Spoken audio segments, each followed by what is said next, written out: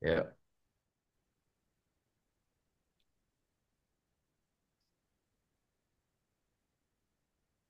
Assalamualaikum warahmatullahi wabarakatuh. Eh, Kembali lagi bersama kami, yaitu kelompok 2. Di sini kita akan menjelaskan tentang bisnis performance management, performance performance metric ya.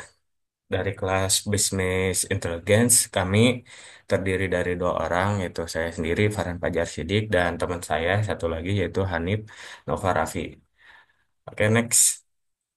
Nah, selanjutnya yaitu tentang Business Performance Management atau BPM. Business Performance Management ini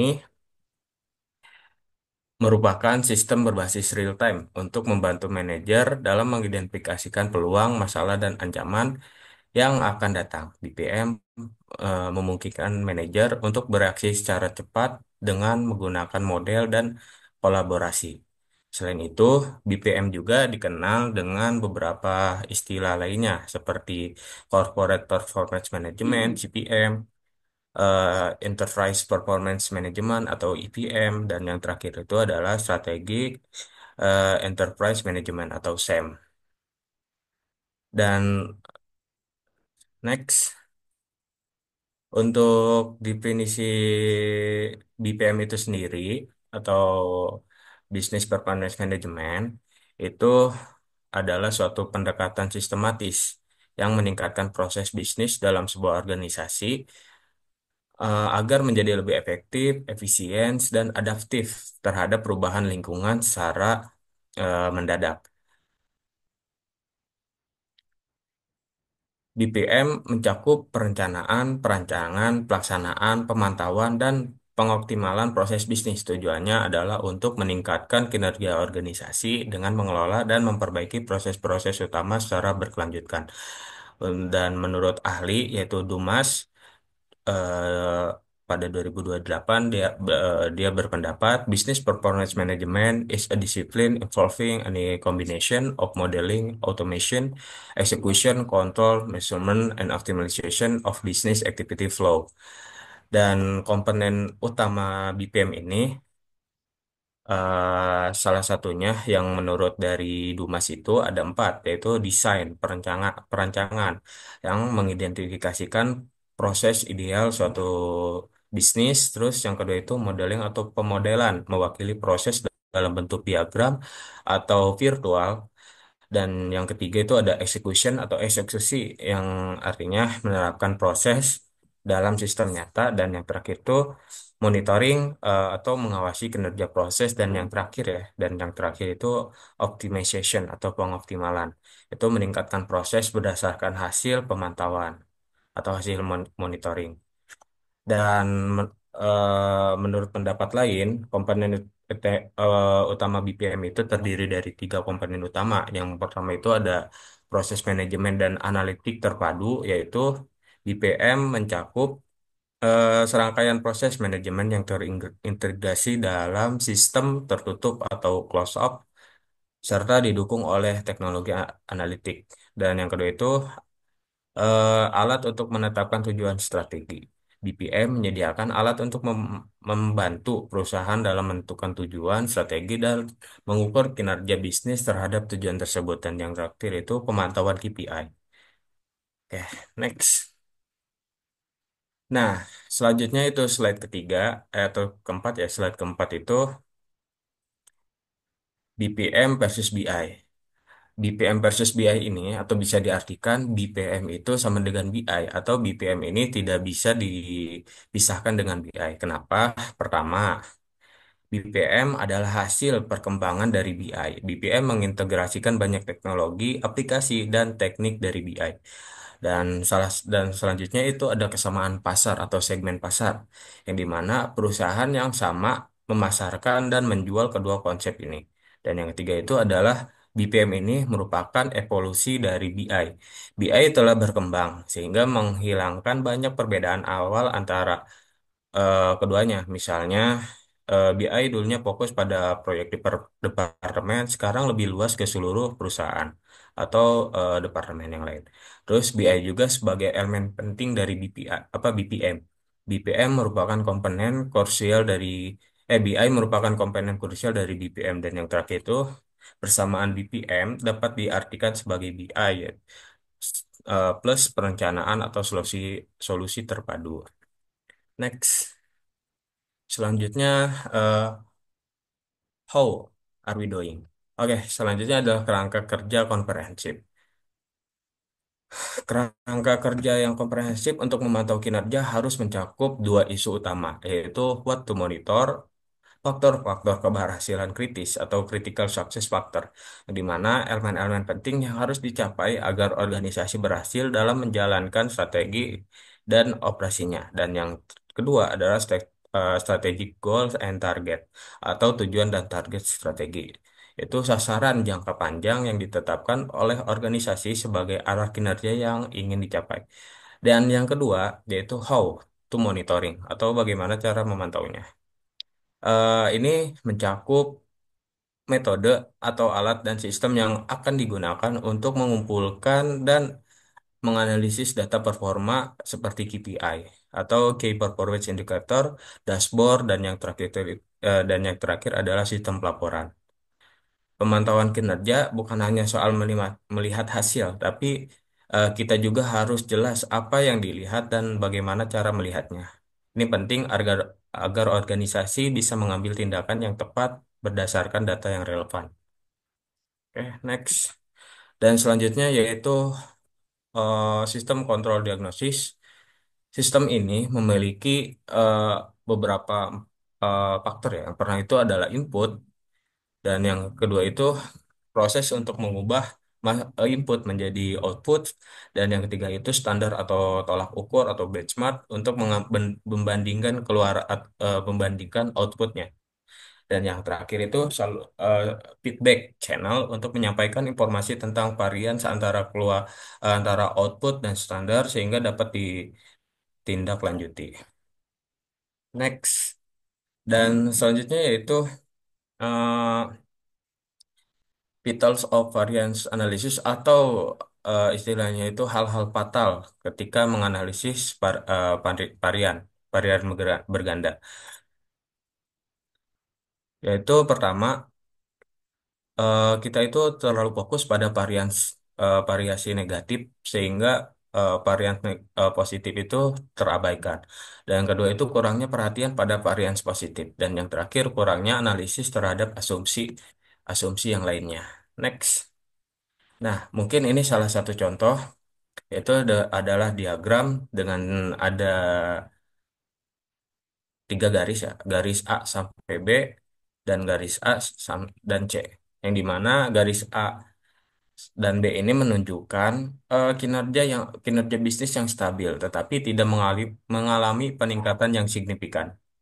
Ini menggambarkan bahwa operasi berjalan dengan baik sesuai ekspektasi strategik. Sementara yang garis A dan C itu menunjukkan bahwa meskipun operasi telah dilakukan, hasilnya justru menurun secara drastis. Ini menandakan adanya kesalahan dan asumsi strategi yang digunakan.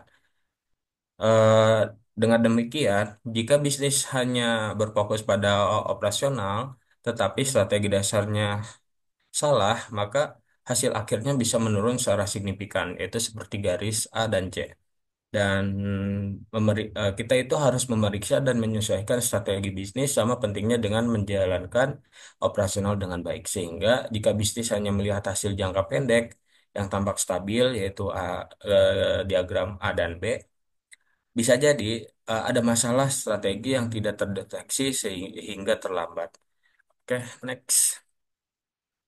Nah, selanjutnya itu adalah performance measurement, yaitu performance measurement atau pengukuran kinerja yang merupakan sistem untuk membantu manajer dalam mengevaluasi implementasi strategi bisnis. Di sini itu mungkin ada definisi ya. Definisinya itu performance measurement system adalah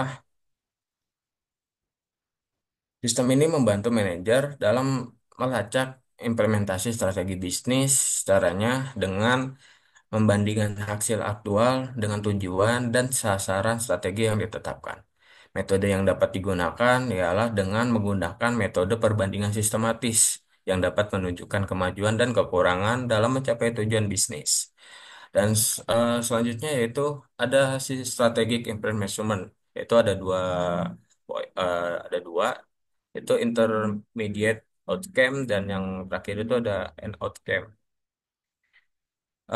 Intermediate outcome atau hasil menengah adalah dampak jangka pendek seperti penjualan produk dan kesadaran pasar. Dan untuk end outcome-nya itu dampak strategi jangka panjang seperti profitabilitas dan pengaruh program terhadap organisasi suatu perusahaan. Next. Nah, skala selanjutnya yaitu adalah strategi bisnis inteligensi Inskren, yang dimana ini ada 4 poin. Yang pertama itu input, meliputi FTS dan anggaran. Yang kedua adalah output, yaitu jumlah produk yang dihasilkan atau brosur yang diproduksi.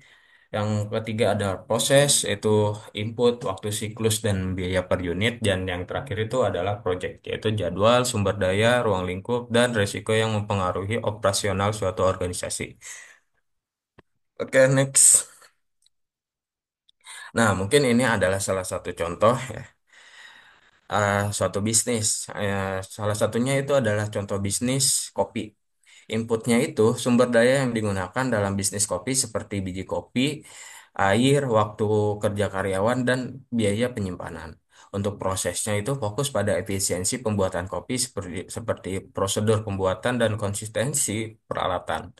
Dan outputnya yaitu produk akhir yang dihasilkan misalnya rasa kopi, suhu, kekuatan, gaya penyajian, dan aksesoris tambahan. Dan outcome-nya atau hasil itu fokus pada dampak bisnis seperti kepuasan dan peningkatan penjualan dan lain-lain. Dan yang terakhir itu adalah project, yaitu inisiatif peningkatan bisnis seperti kampanye pemasaran baru. Dan contoh kedua yaitu adalah ini penggunaan KPI dalam penurunan berat badan atau lagging indicator ya. Lagging indikator atau indikator tertinggal itu berat badan saat ini, mengukur keberhasilan di masa lalu. Terus yang kedua itu leading indikator, indikator terdahulu, jumlah kalori yang dikonsumsi per hari, memprediksi keberhasilan kita di masa depan. Terus selanjutnya ada baseline yang dimana berat badan awal itu 113 kilogram digunakan sebagai titik referensi. Terus yang selanjutnya itu benchmarkingnya itu membandingkan dengan orang lain yang memiliki berat target 84 kilogram. Dan targetnya itu menetapkan asupan kalori harian sebesar 1.700 kalori per hari untuk mencapai berat badan target di akhir tahun. Dapat disimpulkan, dalam suatu bisnis pengukuran kinerja bisa dilihat dari berbagai sudut pandang seperti input, proses, output, dan outcome. Dan KPI dapat digunakan dalam berbagai konteks termasuk bisnis dan kehidupan pribadi untuk mengukur kesuksesan dan menetapkan kerja yang jelas atau menetapkan goals yang jelas. Next. Nah, selanjutnya adalah performance measurement yang dimana definisinya itu performance measurement merupakan ukuran yang mewakili strategik objektif yang digunakan mengukur kinerja terhadap satu tujuan. Dan selanjutnya itu discounting feature of KPI, di mana meliputi ada 6 poin yaitu strategik, target, range, encoding, time frames, benchmark. Dan selanjutnya itu adalah KPI itu sendiri ya, KPI, how to develop KPIs. Pertama itu kita harus mengidentify. Yang selanjutnya adalah evaluasi, yang ketiga adalah asset, dan yang keempat adalah measure. Terus outcome KPI versus eh, driver KPI, yang dimana lagging indikator dan leading indikator. Dan untuk KPI ini memiliki 5 elemen untuk good KPIs, di antaranya itu ada measure, target, source, frekuensi, dan owner. Dan yang terakhir itu adalah outcome KPI piramid, yang dimana outcome KPI piramid ini ada ada empat ya, ada empat. Yang pertama itu ada determine customer metric, determine business metric, like on outcome metric, dan yang terakhir itu complete pyramid. Next. Dan selanjutnya itu outcomes dari key performance indicator, yaitu ada 5 poin, yaitu tingkatnya itu berfokus pada output, hanya mengukur beberapa banyak pekerjaan yang dilakukan, bersifat kuantitatif dan berorientasi pada aktivitas. Itu dan poin kedua adalah lebih dari sekedar output, yaitu berfokus pada outcome, mengukur dampak dari pekerjaan. Contoh outcome-nya itu alih-alih hanya menghitung jumlah pelatihan yang dilakukan oleh output, KPI yang fokus pada outcome akan menilai apakah pelatihan tersebut benar-benar meningkatkan keterampilan karyawan. Next. Selanjutnya yaitu outcome dari Key Performance Indicator.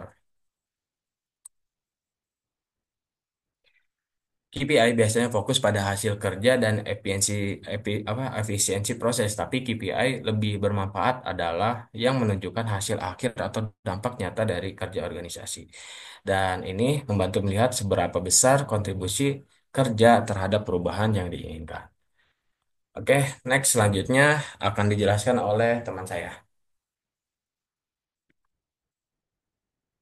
Oke, terima kasih Farhan. Nah, di sini saya akan menjelaskan kenapa sih outcome KPI itu penting. Bisa di next.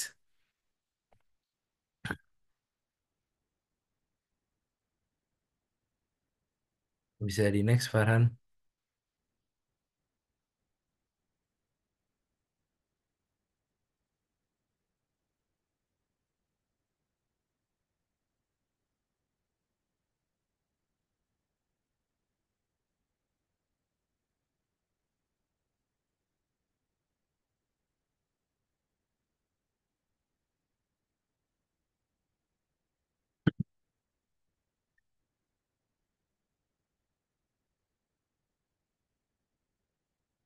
Oke, yang pertama kenapa sih ini ada dua apa pendapat dari kenapa outcome KPI itu penting. Yang pertama itu ada kualitatif. Nah, dari kualitatif ini 92% pelanggan memberikan rating minimal 4 dari 5 setelah transaksi. Dan dari kuantitatif ini, customer atau pelanggan merasa proses check out mudah dan pengiriman cepat, sesuai ekspektasi atau berdasarkan survei. Oke, bisa di next.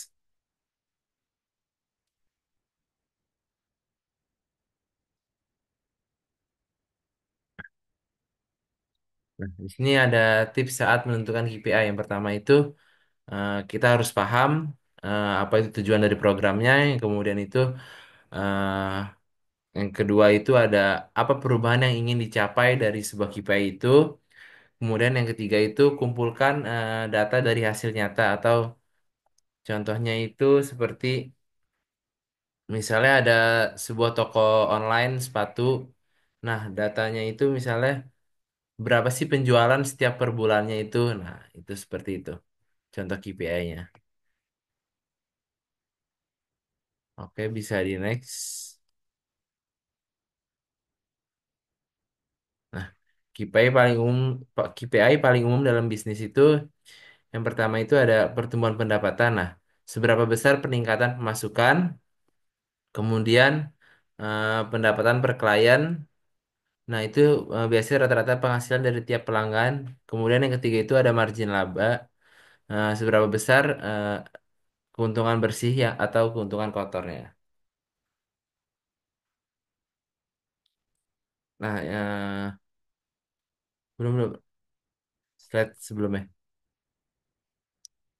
Oke, nah contohnya itu ada sebuah retail fashion ini dalam bisnis online. Nah, pertumbuhan pendapatannya itu seperti misalnya apa naiknya sebuah omset 20% sejak adanya promosi Lebaran. Nah, kan kemarin baru Lebaran tuh. Sebelum-sebelumnya misalnya omsetnya menurun. Nah, ketika Lebaran itu toko retail fashion ini mendapatkan omset yang lebih gitu dari apa periode sebelumnya. Kemudian itu yang kedua itu pendapatan per klien itu yang biasanya misalnya dapatnya 100.000 ini bisa dapat 500.000. Kemudian margin labanya itu yang sebelumnya hanya 10% ini bisa menjadi 30%. Dan yang keempat ini retensi kliennya 70% customer membeli barang lagi atau repeat order. Dan yang terakhir itu kepuasan pelanggan itu mencapai ratingnya itu mencapai 10 dari 500 ulasan. Oke, bisa di next.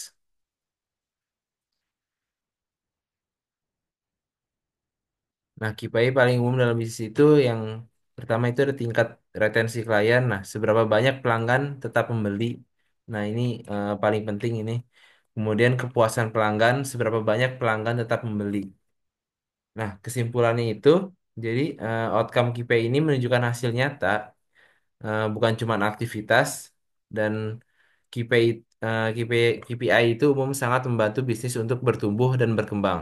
Kemudian, data kuantitatif dan kualitatif dalam KPI itu, yaitu untuk menganalisis yang menyeluruh. Oke, bisa di next. Nah, indikator KPI itu ada, yang pertama itu ada income. Apa sih income itu? Income itu ada pertumbuhan pendapatan. Bandingkan pendapatan bulan ini dan bulan lalu, kemudian ada revenue. Misalnya pendapatan per klien, misalnya 1 juta per klien per bulan. Kemudian ada profit margin, margin laba, pendapatan dikurangi biaya operasional. Dan client retention, dan yang terakhir itu ada customer satisfaction. Oke, bisa di next. Oke, terima kasih. Sekian presentasi dari kelompok 2. Kurang lebihnya mohon maaf. Wassalamualaikum warahmatullahi wabarakatuh.